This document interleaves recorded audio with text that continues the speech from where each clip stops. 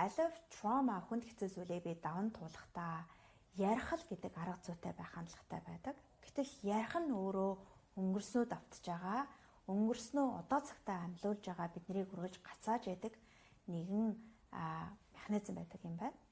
Харин ярихаас өмнө тэр үйл явдлыг бодохын тулд миний дотор юу болж байна гэж ажиглаад тэр үйл явдалтай холбоотой сэтгэл хөдлөл буюу сэтгэл хөдлөлийн цэник итвэхчлийг бэдээр гарч байгаа чангарал, зангирлуудыг, амьсгал төгжигдсэн байдлуудыг, хөдөлгөөнгүй байдлуудыг суллаа дэмжлэг өгөөд байхын цагт жинхэнэ өөрчлөлт бий болдог.